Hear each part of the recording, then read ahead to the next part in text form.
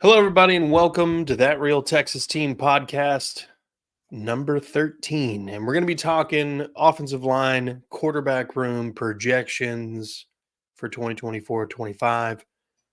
As always, I'm the host. My name's Curtis Brown. With me, as always, Ron Dog. What up? Cooling it, ready to talk some ball. How about you? Same here. Every day's a good day to be a Texan fan. It's true. It's true. This is true. So some housekeeping real quick. We're at 28 subscribers. I'd like to see those numbers pumped up. I'd like to see us get to 50 subscribers relatively soon. 5 like goal on this episode helps us with the algorithm. 5 likes gets us into new spaces, so to speak. So if you're new here, hit the like, subscribe, and the notification bell so you don't miss any future content, especially our shorts, which have been bussing as of late. Y'all haven't seen the Instagram, please go follow. Check out the reels that we've been posting, I should say. Yeah. We got one video that's really popping right now. I'd like to see everything else get up there. So go hit it up. Yep. I just connected everything to make it to where we can go live on YouTube anytime we want. So be looking for that to happen. We'll probably do that during the season, maybe for reactions or something. But a little fourth quarter close game reactions. Exactly. So without any further ado, let's get into tonight's show.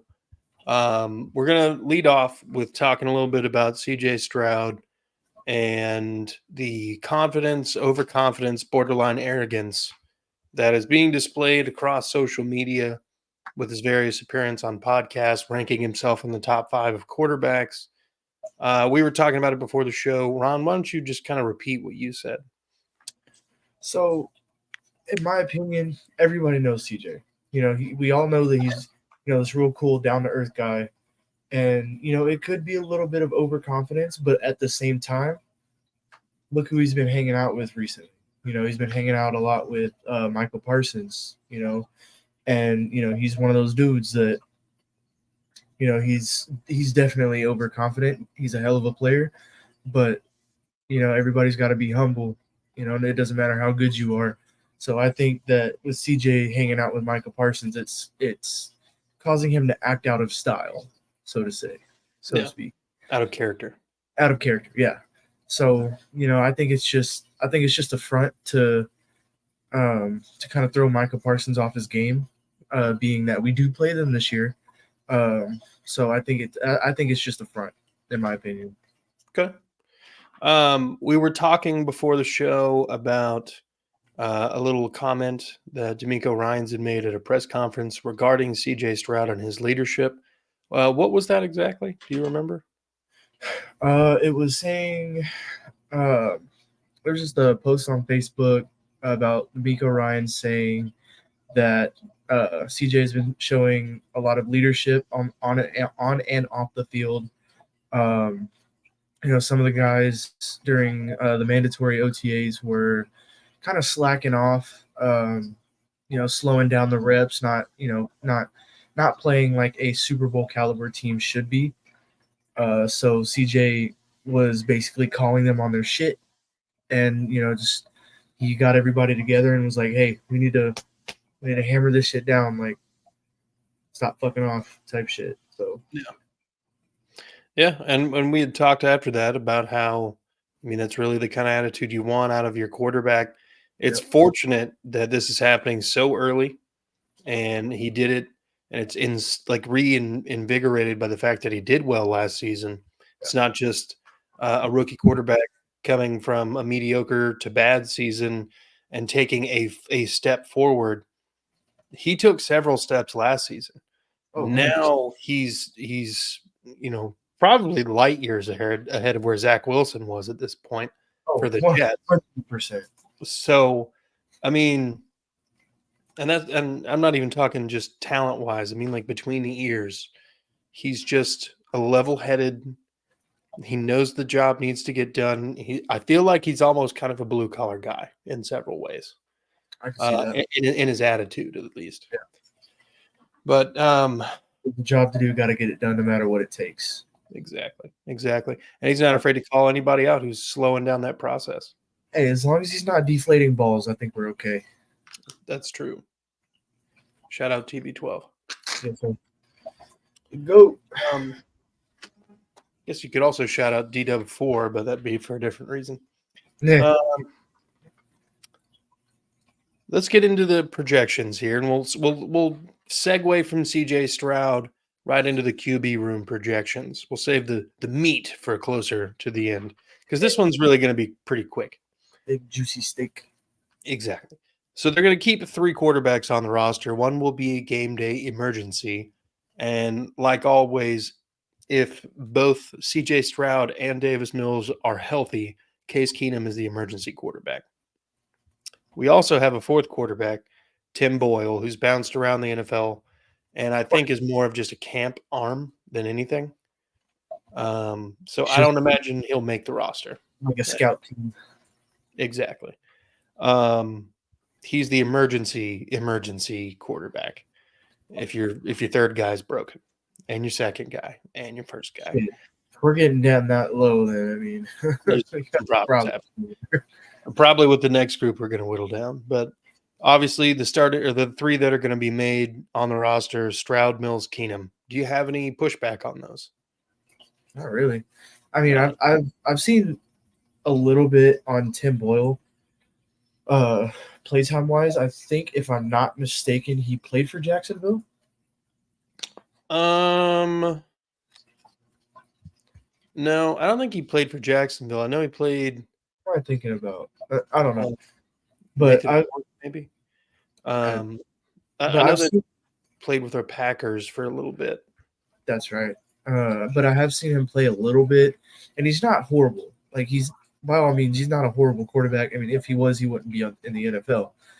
I mean, that being said, he's not bad. We'll just put it that way.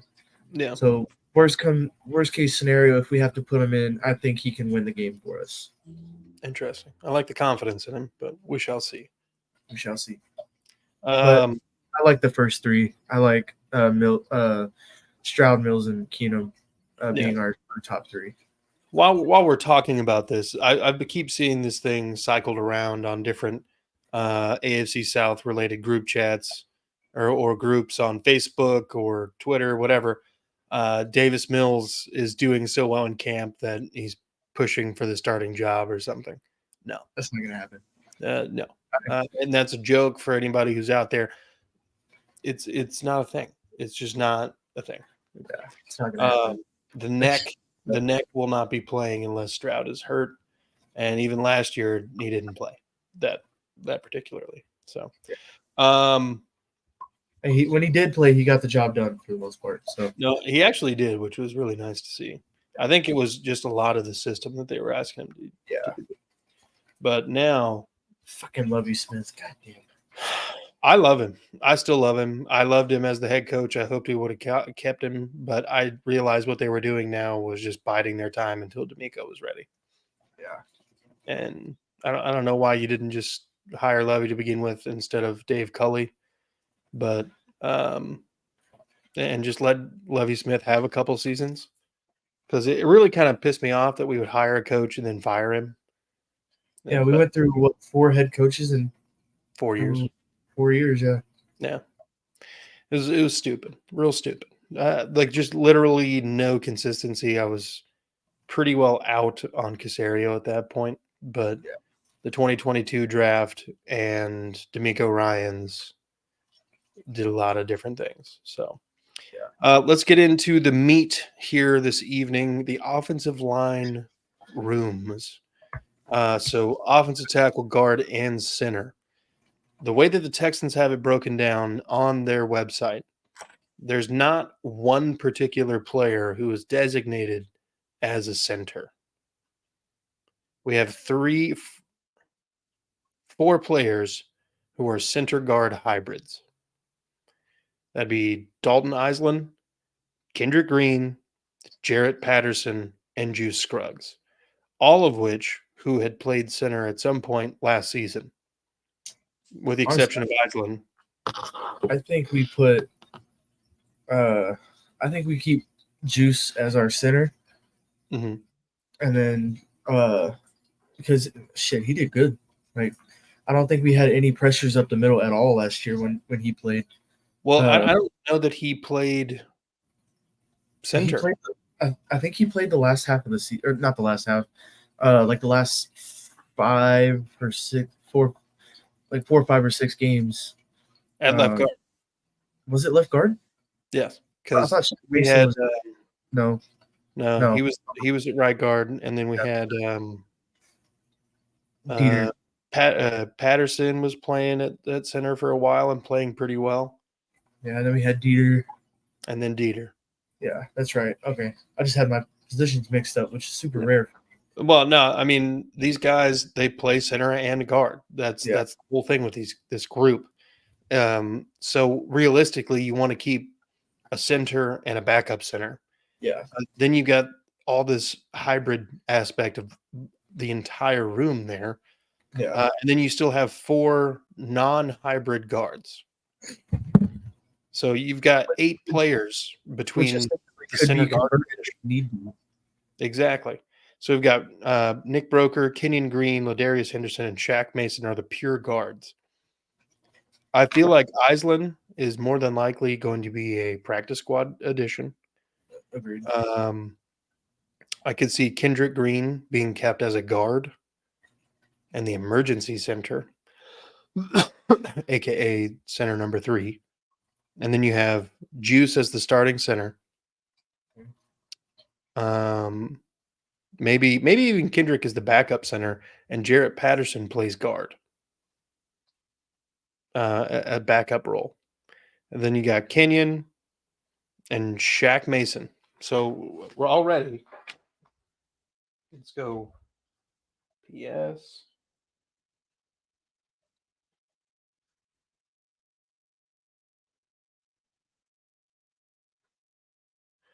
So your starting center is Juice. Your backup is probably Kendrick Green, who's also a guard hybrid. Then you keep Shaq Mason at right, Kenyon at left. And then Laramie at left and Titus at right. Yeah, but I'm going through the guard room right now. Oh, We'll get to the tackles. We'll get to the tackles. got you. Got you. Don't catch an attitude with me, bro. But so with Juice being center 1, that takes one of our 9 spots.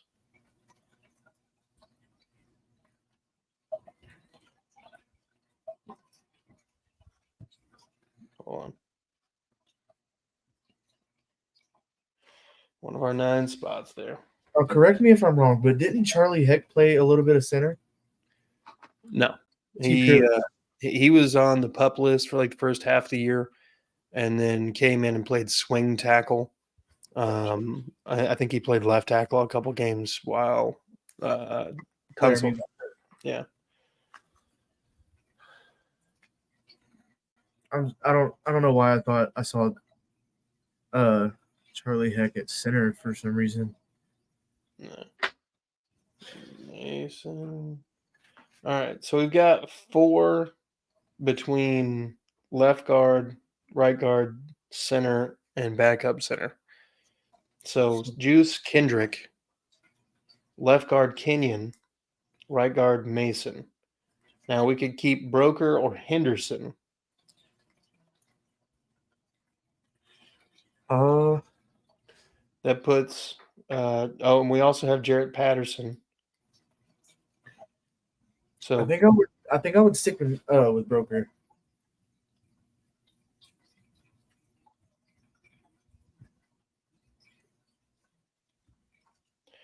and then we have Patterson on the practice squad, or Henderson on the practice squad.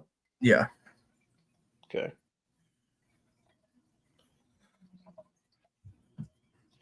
Okay, so that's 6 spots. And then we've got essentially 3 tackles to keep. Yeah. And So obviously there's the 2 obvious ones, which is Tunsil and Howard. right.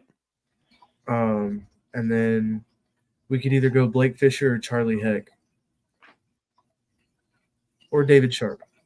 Well, here's the fun part. I think Blake Fisher's almost assured to make the roster. He was a second-round draft pick. Yeah. I feel like that's a lock. So the question that remains, because we'll do one more roster projection video that'll come out next week, but that is going to determine how many extra bodies we could have. And in theory, we could go back and add more. I did the math last night. We could do nine offensive linemen, 5 defensive tackles, 5 defensive ends. We run a 4-3, so we have 2 out there at all times. The more, the better. Right, especially the offensive line group. Yeah. But we could trim down in either one of those groups to 4 and have an extra offensive lineman and keep Heck and Blake Fisher. Thoughts? That's a tough one, not gonna lie.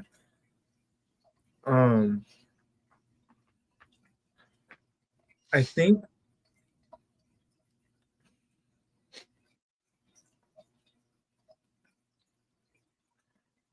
we stick with the O-line, having more bodies on O-line.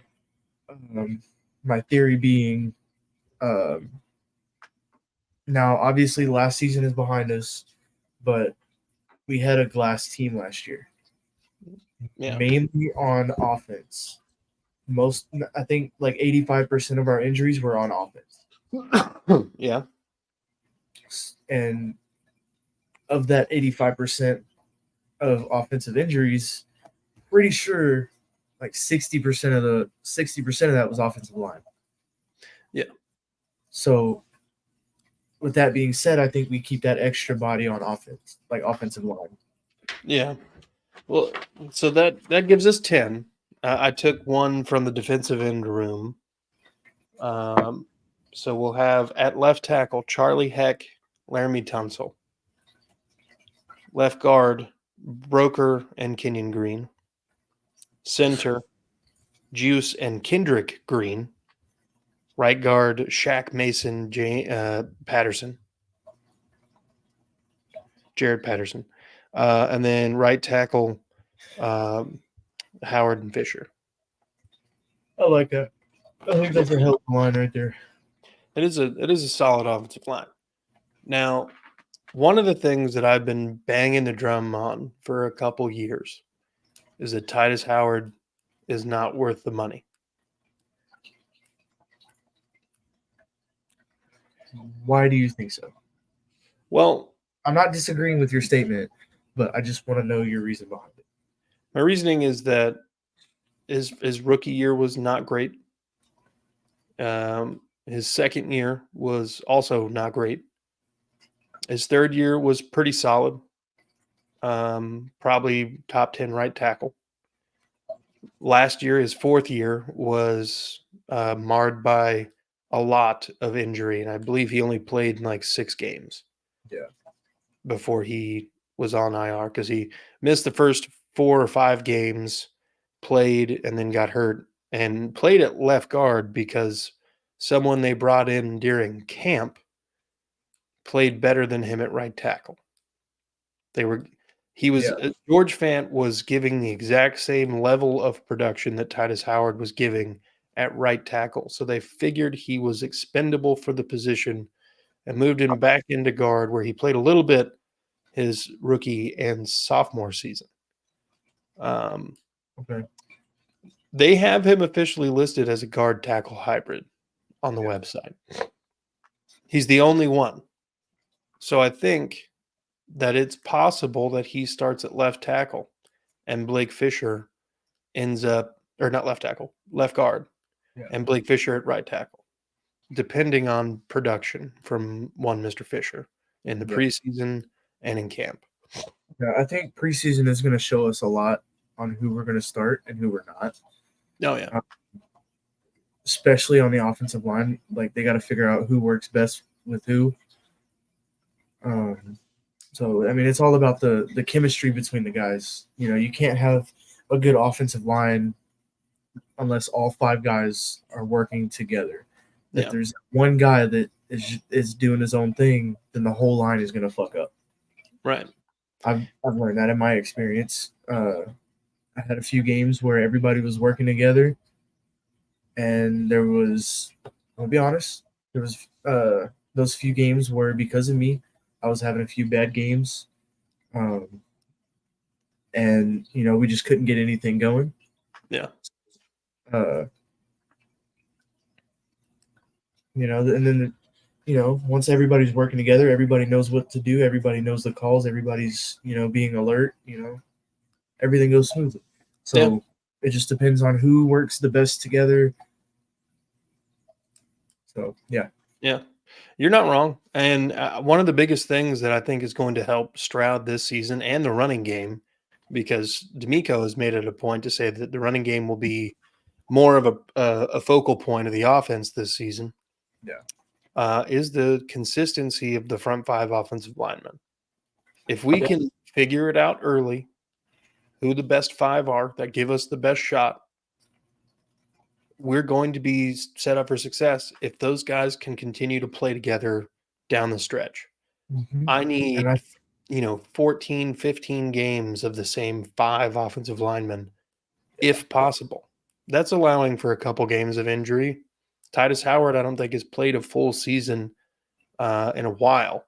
Yeah. So, but he plays most of the season, which is, that's fine. It's the NFL. You're going to miss a game or two, but we need consistency, and we need people who, when a Laramie Tunsil goes down for a game or two, Charlie Heck or someone else can step up and fill in admirably. So we'll see how it all shakes out. But Titus Howard did get his contract renegotiated slightly to free up some cap space going into this year, because he was going to be getting paid close to $18 million this season. Which is high for an offensive lineman, by the way. Especially of above average caliber. Yeah. Like Laramie Tunsil is clearly all Pro Bowl caliber. 100%. Titus Howard is not on that level. Yeah. And there's a difference in pay of $7 million. Yeah. I saw a video where Houston Texans posted it themselves, so I know it's a fact. It's happening right now. That Laramie Tunsil and Blake Fisher are getting acquainted with each other. Like Blake Fisher's, he's learning a lot from Laramie Tunsil. So we could see Blake Fisher at left tackle.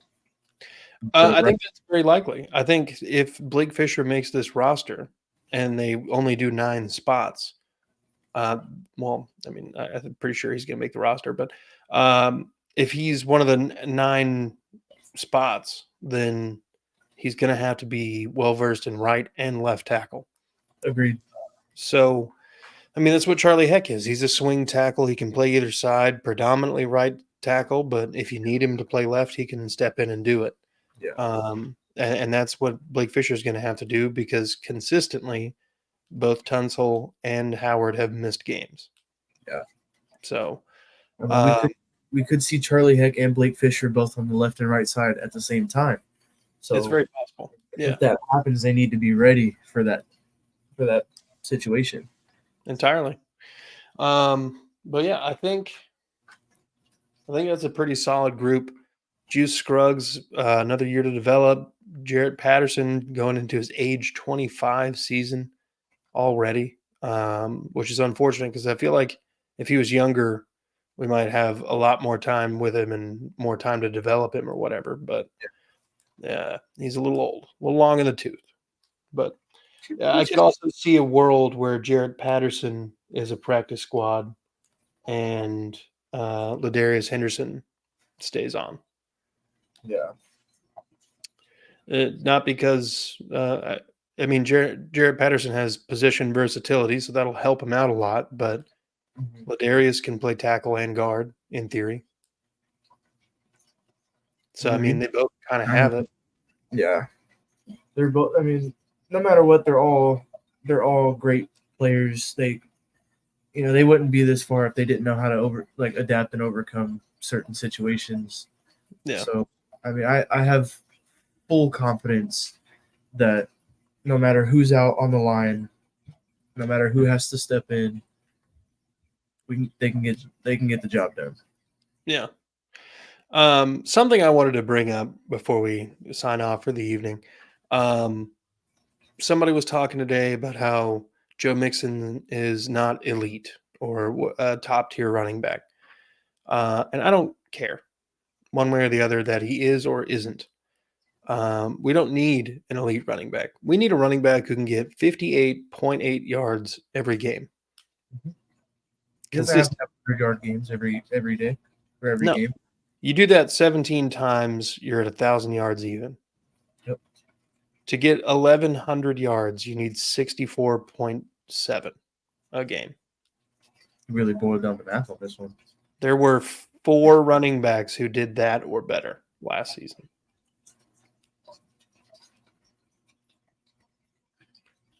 Joe Mixon, I don't know what his final stats were, but I don't think he crossed the 1,000-yard mark. I think he had like 1,050 or something like that. I might still have the screenshot. Hold on.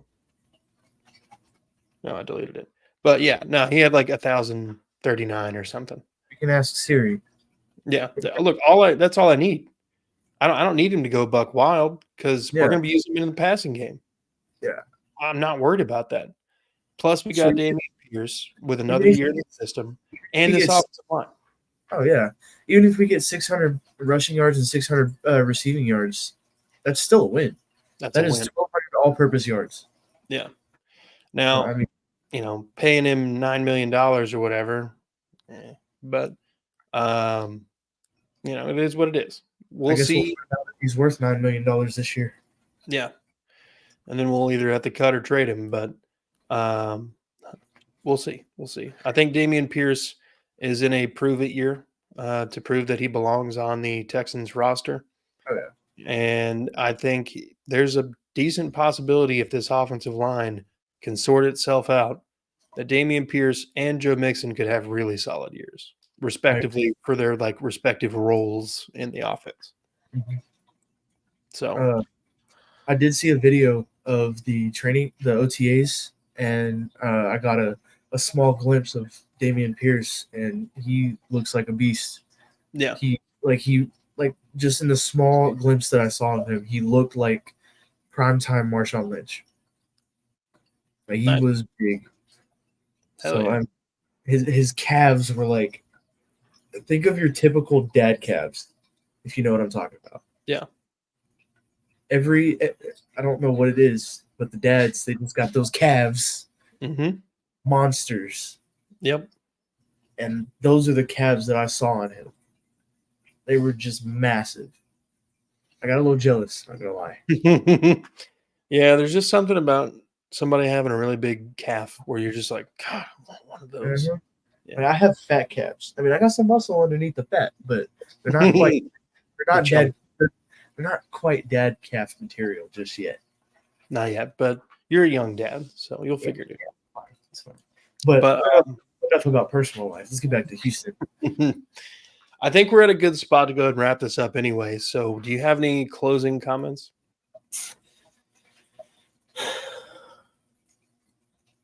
Go Texans. That's all I got. Valid. Go ahead and hit the like, subscribe button, people. Thank you for watching. Ron, thank you for taking the time out of your evening. Hit the notification bell so you don't miss any future content. Go ahead and check out Curtis's Podcast Network, the main channel for this AFC South show content. During the season, we're going to be doing 2 shows a week here, 2 shows a week there. And obviously, I'm trying my best to bring on guests from the opposing team to have us, have a fair conversation about the game that week. I've already been in talks with one Mr. Jake Asman. Who's a Jets fan, by the way. Talking to some Ravens people, some Dolphins folks. I'm reaching out to anybody on Twitter. So if you've got somebody in mind that you'd like to see us collaborate with, drop them in the comments section. I got my little brother-in-law who's a Green Bay fan, so he might join us for that game. There you go. But he likes to talk a lot of shit. I'll just put that out there. That's what this is for anyways. But That being said, be good people. Go Texans.